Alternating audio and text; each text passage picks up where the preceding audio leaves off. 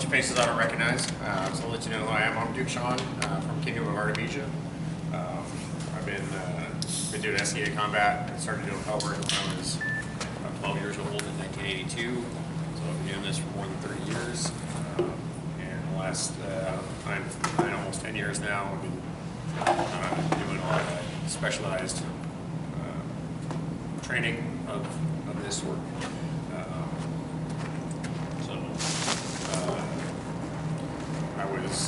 I was squired to Duke Brian Tarragon, name you may or may not have heard of these parts. He was originally from Aiden Valley, now lives in East Kingdom. Brian had been king of Aiden Valley 8 times, and then when he moved out to Boston, he's been king of the East twice. That's kind of where I got my start. And then after that, I took up some training from a gentleman named Viscout Sagan von Ostensie. Sagan is, in my opinion, by far the best trainer that our sport has ever seen. And a lot of the core material that I cover with the 5 elements of the fight, that comes directly from him, but of course it's my interpretation on it. We'll get into that in a little bit.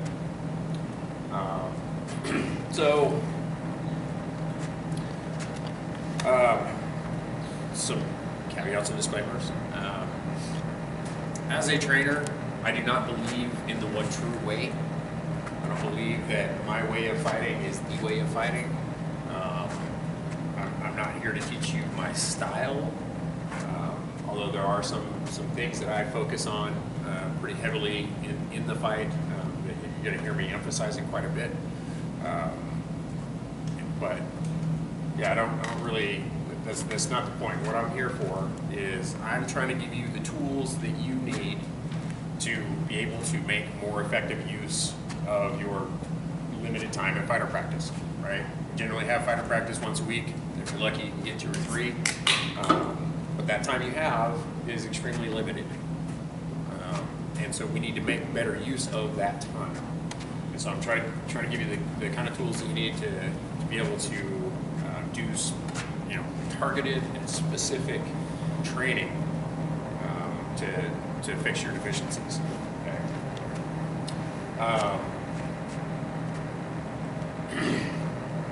There's old school method of learning our sport was what's often referred to what I call the whack thump training methodology, or the smashing, the bash and dash training methodology. And the idea behind that is, you put somebody in armor, you put them out there on the field, and somehow they were magically glean the information from the experience, right? There was a time in our society when if you were faster or stronger, or better yet, a combination of both, you could be wildly successful in the ACA, and it really didn't take much more than that. And a lot of those guys that were just faster and just stronger didn't understand why they were faster and stronger. Didn't understand how to teach that technique, because one of the things I'm telling people all the time is, I can teach you good stick mechanics, I can teach you good technique, but I can't teach you to have the forearm the size of a hand, right? And if your power relies on being able to have just, blacksmith forearms, so you can just walk right up to somebody from here and just, if that's your whole technique, I can't teach that, right? So everything that I cover is something that, there's nothing that I do that you can't do, right? Because everything that I'm doing is based on technique. It's not based on, my superior physical characteristics, right? So what I'm trying to do as a trainer is we're getting away from that training model of just putting people in armor and hoping that they get it, right? It was the training model of the SCA for the longest time, and obviously, we did pretty good as an organization. Got us where we are. But that mentality is really a horribly flawed training methodology. So what we're looking at doing is breaking down the fight to its core components and things that you can very specifically target and work on. Okay? The training methodology that I use is what I refer to as, to isolate and eliminate. We're going to isolate deficiencies through analysis of your fighting, and then you're going to start training to eliminate those deficiencies. And what happens is, you start, you find, many of us have a variety of deficiencies. So what you need to do is find the greatest of those deficiencies, the thing that is holding you back the most, or possibly the thing that would be easiest for you to correct. There's a couple of different ways that you can target that. But you work on one of those deficiencies and you start training to eliminate that deficiency. And as you get better at that one thing, something else, a deficiency that you had before, it's not that it didn't exist, it's just this other one you were working on was more significant. So as you make progress on one, that reveals the next of those deficiencies and the next thing that is now holding you back. And eventually, as you keep cutting away the deficiencies, it's not so much that you become the perfect fighter.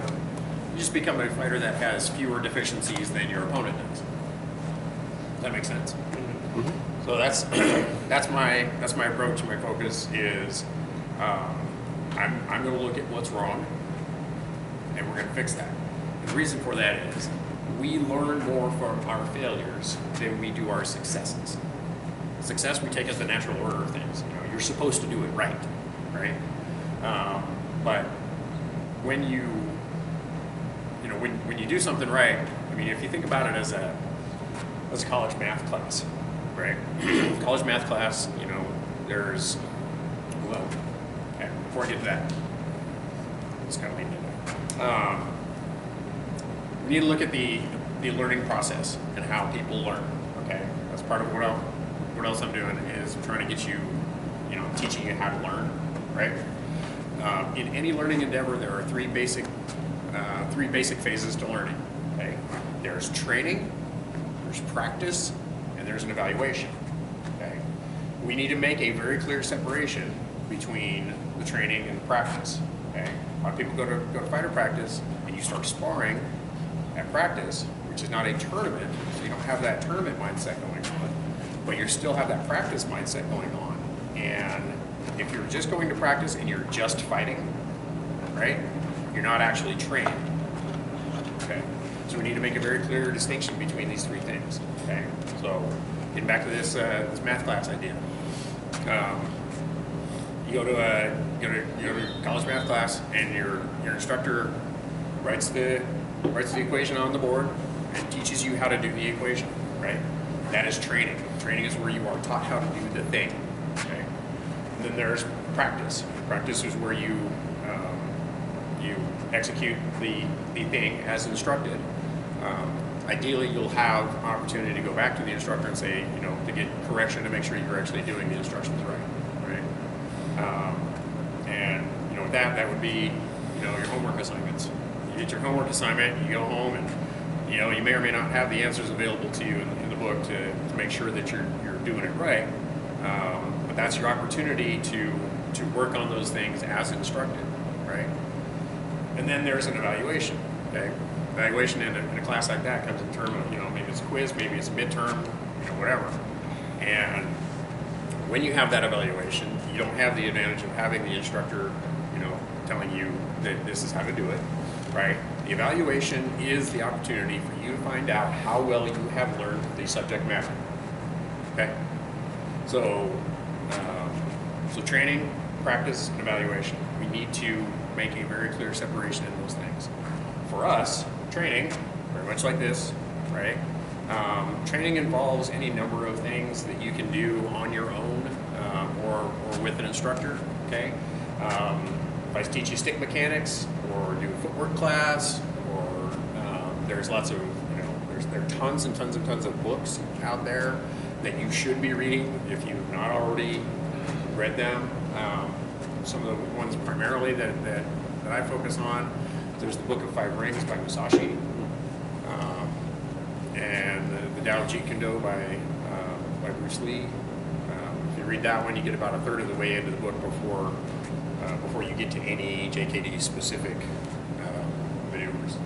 And there's a lot of philosophy, there's a lot set up about how to learn, how to approach our sport, and how to get the best time,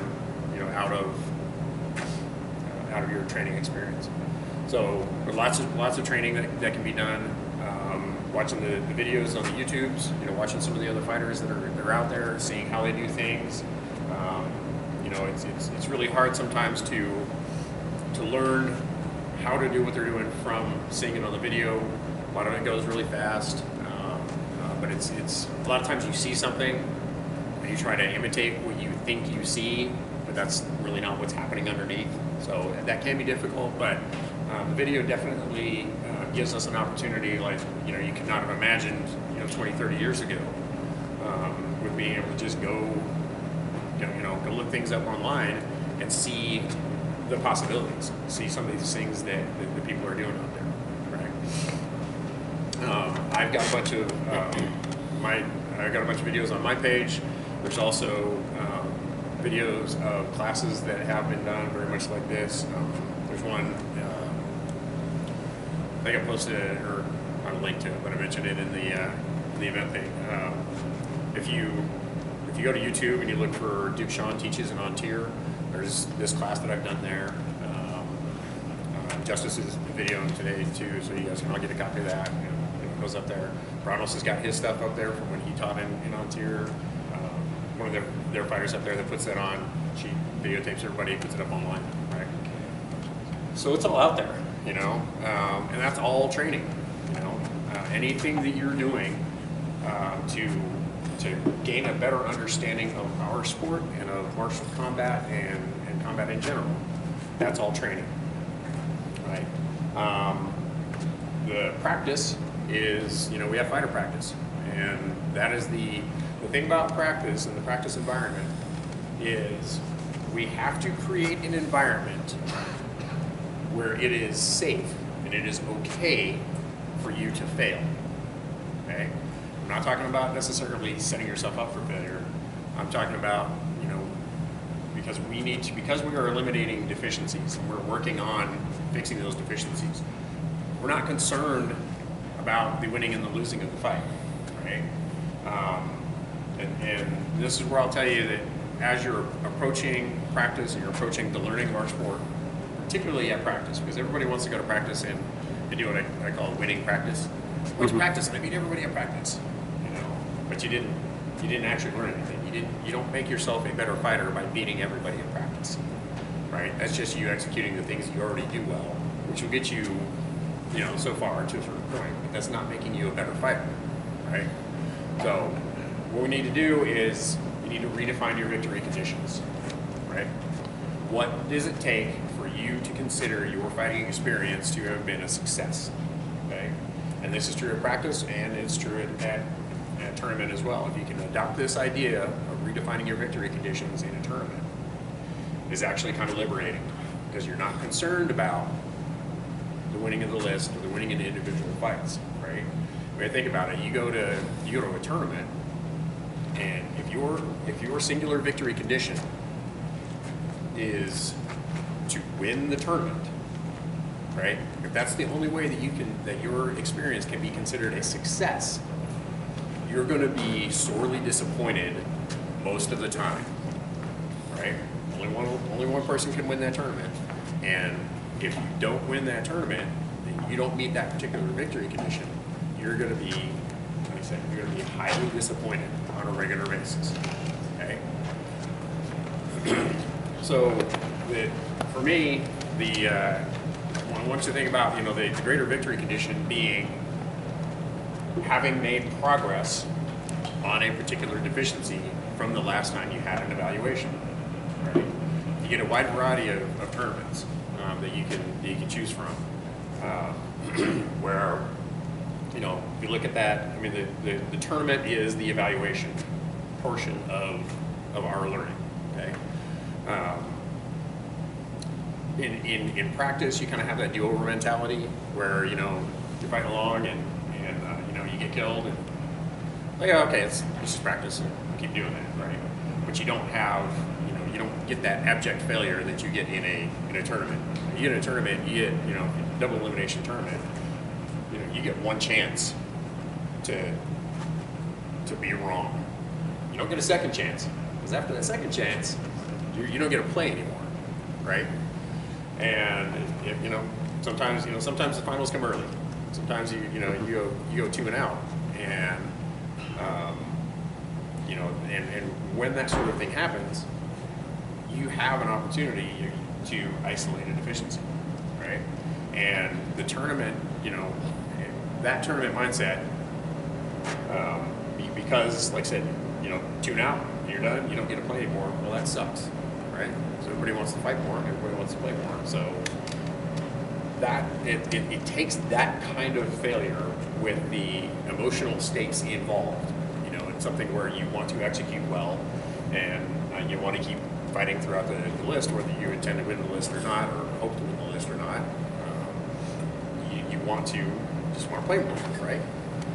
And so when you don't get to play anymore, you get that kind of burning sensation in your heart of failure, and it's something you don't get at practice, where you can say, "Oh, that's okay, it doesn't matter," right? So that's the evaluation. The evaluation is a critical part of this whole learning process. It's actually kind of the beginning of the learning process, if you will, because we need to know where you are. We need to know what your fight really is. We need to isolate those deficiencies so we can get you back into the training and then back into practice. And it's this never-ending cycle, right? And if you approach it as that never-ending cycle, you approach the learning of our sport, realize that it is a process, right? It's not an event. It's not, I fight X number of days in a year and I get this much better based on those number of days, right? It doesn't matter. I mean, just because the first time you put on armor was 20 years ago, doesn't mean you've been fighting for 20 years. And it doesn't mean you've really been learning for that long either, right? We have to approach it as a process. It's the old Michelangelo saying, where he asked, "How do you make such wonderful sculptures?" And he says, "I just cut away the pieces that aren't David, cut away the pieces of marble that are not part of the sculpture," right? We're doing the same thing, eliminating those deficiencies. We're cutting away those things that we don't need to make better fighters. Any questions at this point? Okay. So in this process, training, practice, evaluation, right? A lot of people look at a tournament as for me, it's an evaluation. It's an opportunity to find out what's wrong with your fight, okay? And I'm working under the assumption that there is always something wrong with your fight. There has to be something wrong with your fight. Because if there's not something wrong with your fight, you're the perfect fighter. You don't need us anymore. We don't need you, right? There has to be something wrong with your fight. Even at my level, I'm always looking to isolate the next thing that I have a problem with. And I will take it from anybody. I will take it from anywhere. Every observation that's out there when somebody tells me, and rank doesn't really matter to me in that regard, because if it's something that I'm doing wrong, or if it's something that I can be doing better, I need to know about it. Right? So a lot of people look at a tournament rather than an evaluation. A lot of people look at it as a judgment. You got to determine, oh well, he only went 2 rounds. And that's that feeling you get. You feel like you're being judged, and if you don't go more than 2 rounds, then you're a failure, right? Well, the loss itself is not what defines you. What defines us as fighters is what we do with that loss when it happens. And I say when it happens, not if it happens, because failure is going to happen, right?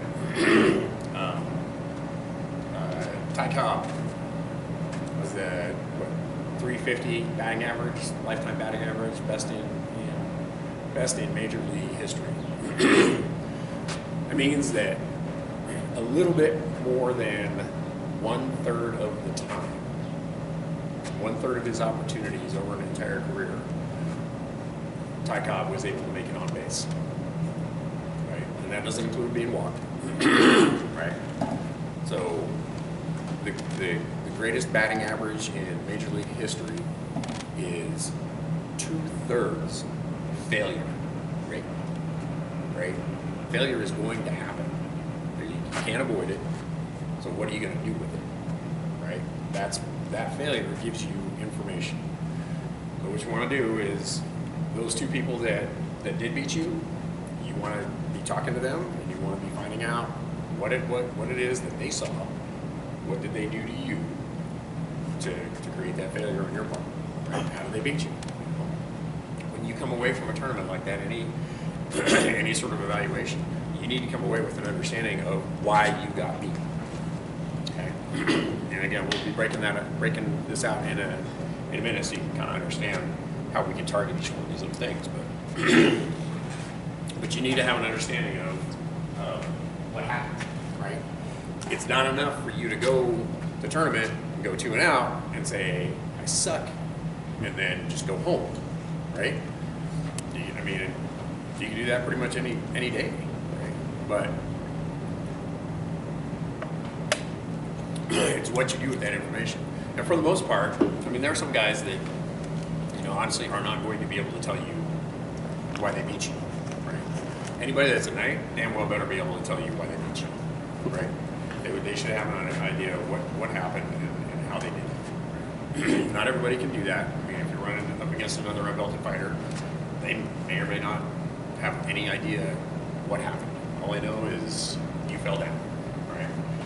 and this is where I often say there's a difference. There's a difference between you go out there and you win your fight. It's a perfectly valid question to ask. Did you win that fight, or did your opponent lose that fight? Right? Did you do something to set them up, to put them out of position so that you can strike them? Did you make that happen, or did they, just kind of throw themselves on your sword? And it's a good question to ask, especially as you say, I went 5 rounds in that tournament. Okay, that's great. You went 5 rounds in that tournament, which means you killed one more person than killed you, right? It basically ends up being you won 3 out of 5 fights, right? You won one more fight than you lost. And then the question becomes, at what point in that tournament did you start facing knights? So you won your first 2 fights against guys who've been fighting for less than a year, and then suddenly you run into So how far you go in a tournament really is not a good indicator of progress, right? And that is also again getting back to the victory conditions. Those are results-based decision-making as opposed to process-based decision-making. You want to look at the process. It doesn't matter how far you get in the list. What matters is how you got far, how you got there. And, the greater victory from tournament to tournament is having made progress on a specific deficiency that you had before, right? So if you have a problem with shield discipline, and you discover that in a tournament, you're like, well, your shield's all over the place. You don't know where to keep it. You go back to the training to figure out what you need to do to maintain some shield discipline, keep it in a good position, right? You go to practice with that one thing in mind, being able to maintain that shield discipline. And then as you come around to the next tournament you have, ideally you've made progress in your shield discipline, and you're not flying it all over the place anymore. And you're able to cover yourself better. Hell, maybe that might even win you a couple of fights that way. But the greater victory having been, you made progress on that thing, right? I tell my guys all the time that I tend to focus on the failures, I tend to focus on what's wrong, because I can fix those things, right? I tell my guys all the time, don't expect a lot of pat on the backs, and you're doing a great job there, champ. Keep going. I tell my guys that you can tell when you're doing something right when I stop bitching about one thing and I start bitching about something else, right? Yeah, great, you fix that thing. Now you got this problem, so let's fix this problem, right? And that's the process. And every tournament you go to, you need to keep that process in mind. You're not here to win the tournament. Winning is great. I'm not preaching a losing mentality, right? Winning equals better than losing in every instance, right? Losing sucks. There's no two ways about it. Losing is a fact. It happens. It is unavoidable. So what are you going to do with it? What do? You can't sit around and lament the fact that you didn't go on to win that tournament. You break it down, look at it as a process, identify those deficiencies, find out what's wrong with your fight, so you can go back to the training and get it fixed. So next time you go into a tournament, like I said, just look at it as, don't think for 1 second about how far you're going to go into this list. Today we're going to do some analysis and some evaluation, and I'm going to start teaching you how to analyze the fight, what to look for, right? So each and every one of you, when you guys go to TMC's not really a tournament, is it? I mean, it's just lining up to fight the guys. What's the next big tournament you got coming up? Besides Crown. We'll get to Crown in a minute. Unicorn? When is it? 2.5 to 3 weeks. Yeah. It's mid-April. Okay. Everybody plan on being there? Yeah. For the most part, maybe barring any, life explosions or whatever, right?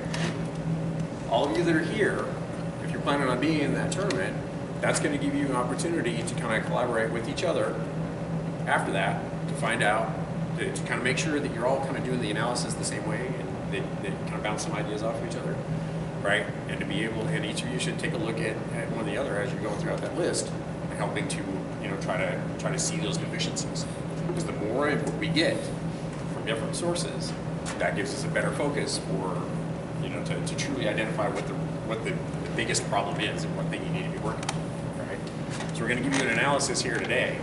We're going to tell you what's wrong with your fight. Okay? And then tomorrow we're going to do some training. We're going to work on trying to eliminate some of those deficiencies, do the training, show you how to overcome some of these things, right? You've got 3 weeks before this tournament comes up. It means you get to go to practice and work on those things. And everybody else in this room gets to hold you accountable, saying you're not working on your deficiencies, right?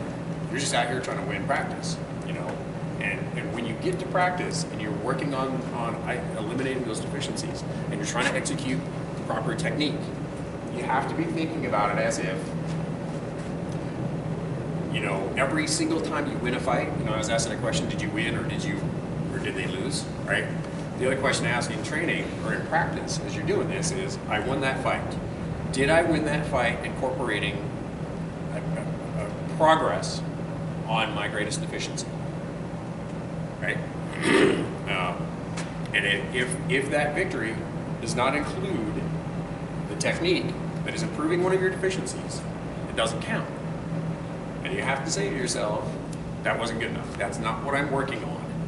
And every day, when you get to practice, every day you get to practice, you need to, and it helps to actually tell somebody, this is what I'm working on tonight.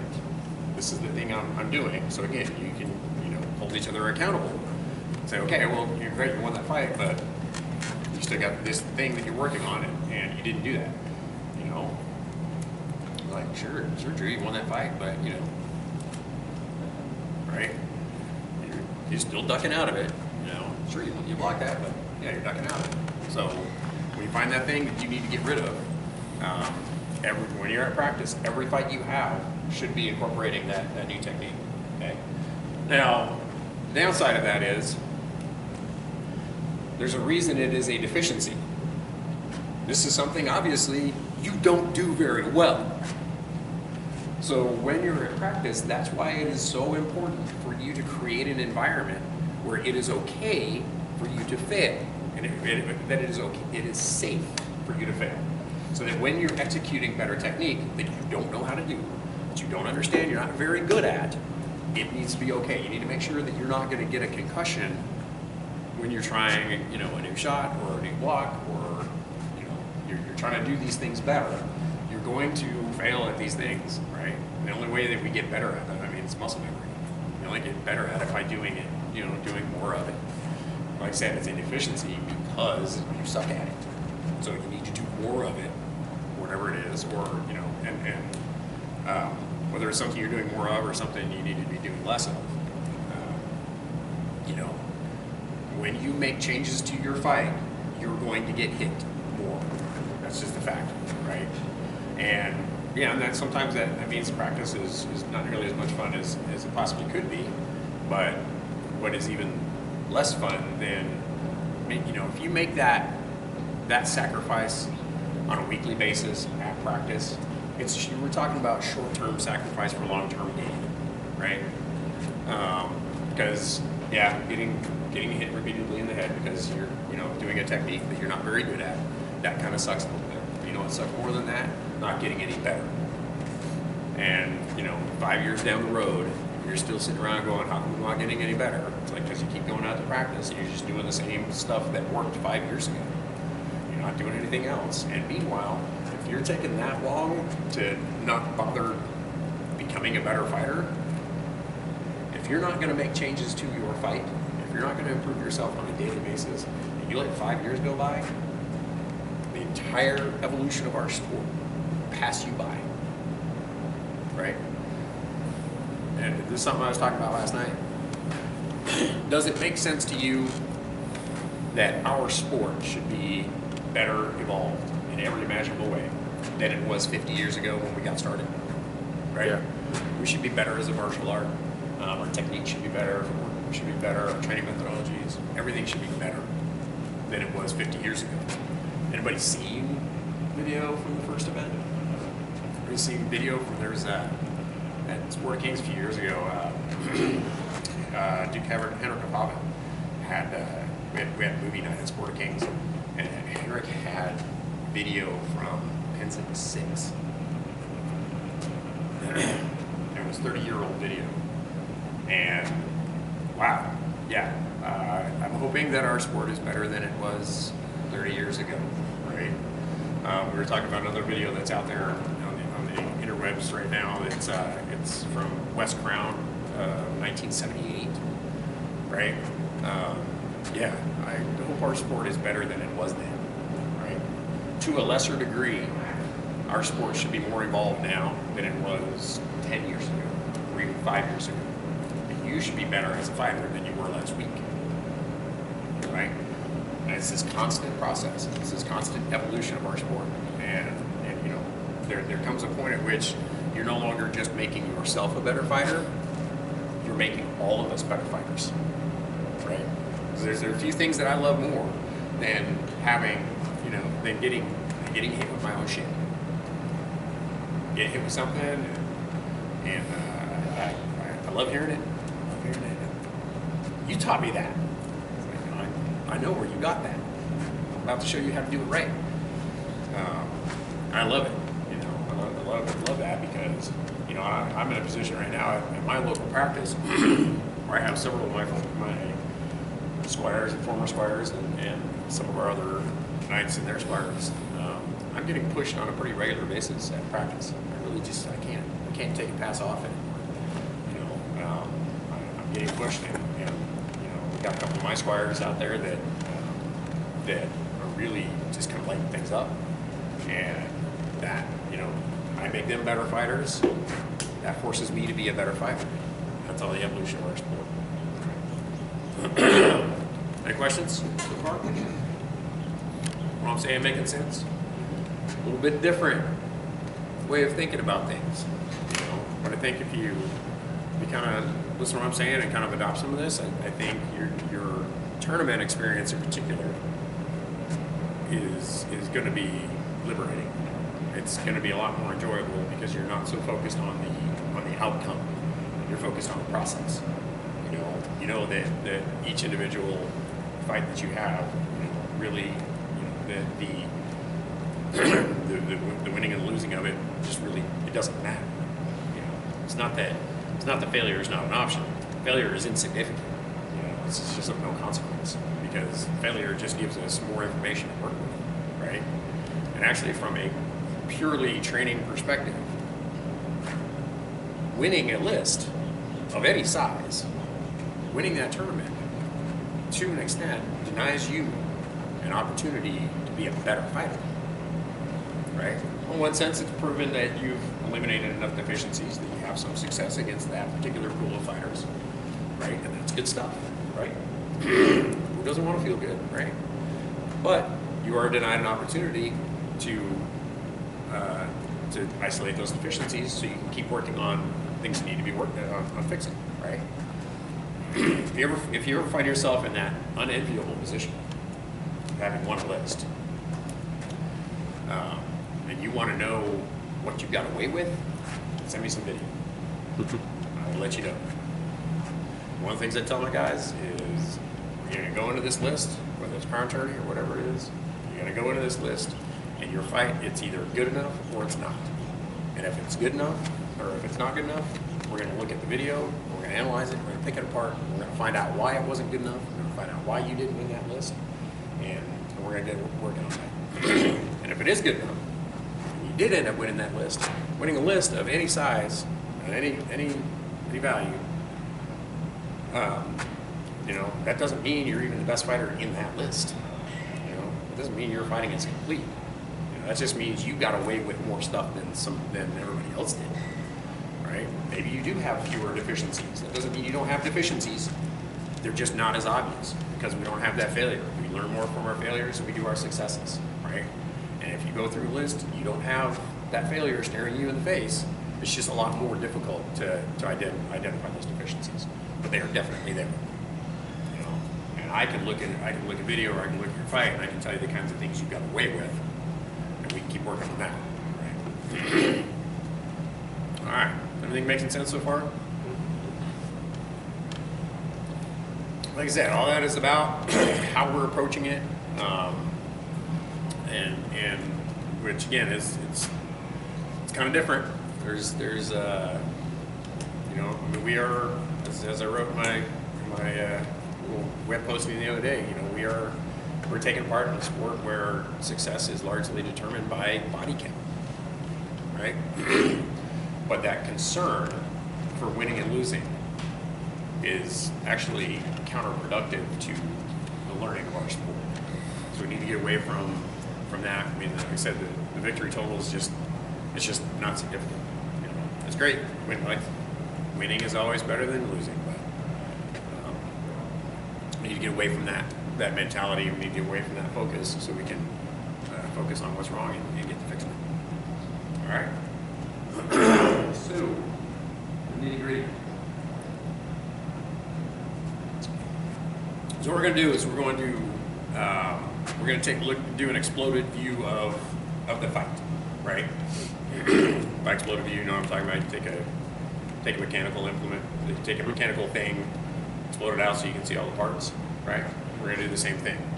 In every fight that you have, every fight that happens, and these are concepts that are as much as we can have such a thing, these are universal principles of combat, right? Again, this is not my style, although this is very much the focus of how I teach.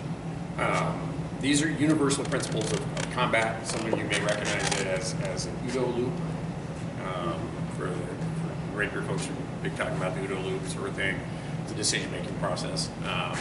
But basically, in a fight, there are 5 things that are happening on each side of the fight, offensively and defensively. Okay. And before I get too much deeper into that, I have a high focus on the offensive mindset and the offensive portion of the fight. There are a lot of people that consider themselves defensively minded fighters. I'm an offensively minded fighter. We as animals have a basic survival instinct built into us called the fight or flight instinct. You guys have all heard of this, right? The flight instinct is so much stronger than the fight instinct. Okay, it is so predominant that when we are threatened, we are much more likely to defend against something or to run away from something. We're much more likely to take the flight instinct than we are the fight instinct. And that's who we are as animals, right? So, you know, we have the offensive side and the defensive side. Defense is very clearly half of what we do, right? Offensively, you have to. I mean, this is our game, right? Take an 1 1/4 of rattan and hit your opponent with an 1 1/4 of rattan in a legal spot, and then keep him from doing the same to you, right? In the movie Bull Durham, Skipper says, you know, this is a very easy game. It's a very simple game, right? You hit the ball, you throw the ball, you catch the ball. Sometimes you win, sometimes you lose, sometimes it rains, right? Our sport is very simple. You hit the guy with a stick, you keep him from hitting you with a stick, right? And as you're out there approaching Rondos, Ronwalder, whoever your local super duke may be, you just have to look at him and say, it's just a dude with a stick. Really? He's got a stick, you got a stick. What's the difference? 30 years of blinding speed. But at some level, it's just a dude with a stick, right? It's a very simple game that we have, okay? So defense is very clearly half of what we do. I'm not going to diminish that. What I'm telling you is we have to, because the flight instinct is so predominant in who we are, that defense is already there, right? I don't really have a lot of defensive drills because I'm more an offensively minded fighter, because that defense is already there. So we have to overtrain the offensive side of the fight to compensate, to get anywhere near where that defensive mindset is. Right? So and besides that, I believe that if somebody's approaching you and somebody is you know, they've begun their execution, somebody's throwing something at you, if you respond offensively to what your opponent is doing, in a vast majority of cases, the defense that you need will be provided for you. Okay? As somebody is you know, somebody's attacking you, I mean, you've got a couple of options you can do with that. It's either fight or flight, right? If you respond with the fight instinct, if you respond offensively, the defense you need will be provided for you in a vast majority of cases. Okay? So you're going to hear me talking about the offensive mindset. You're going to hear me talking, and you know, as I'm going to get into the offensive and the defensive side of this, you're going to notice that I don't put a lot of emphasis on the defense, largely because it's already there for the most part. Right? Make sense? So, offensively and defensively, those of you taking notes, this is the part where you're going to want to start writing. On the offensive side of the fight, 5 things on each side. Begins with range. There's range. There is target recognition, shot selection, delivery, and recovery. We're on the defensive side. No idea. Caught up there. I got one guy right. Okay, yeah. Where's your notes? You review? Get them review. Make sure I'm getting the class right. So defensively, again, it begins with range.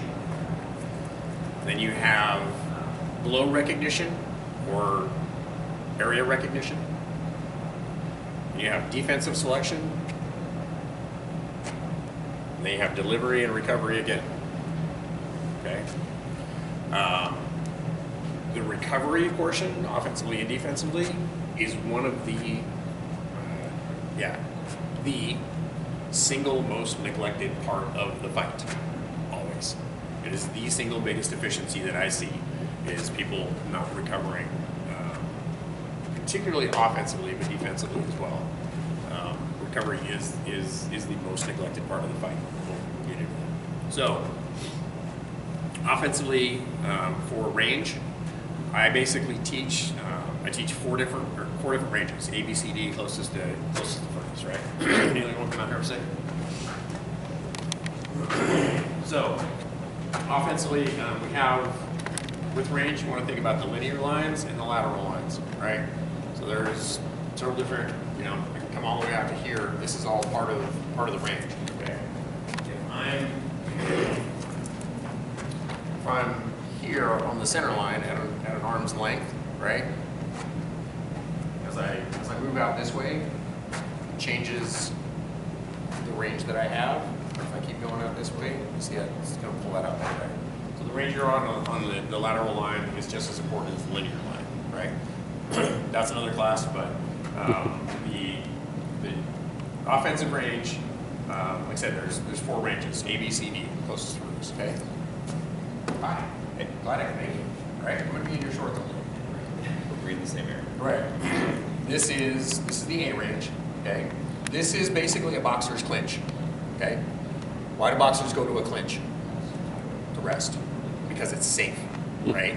This is a place where you are denying your opponent, access to his targets, and likewise, you are denying yourself access to your targets. Right. There are things that I can do at this range with the sword to be able to get to targets, but the mechanics of those things are much more difficult than they are at the B range. Okay. I'm going to skip B range for just a second. Go to the C range. Right. C range is basically that's where you start a fight. Two fighters get out there, they salute one another, and they walk up here. They get right about here. Right.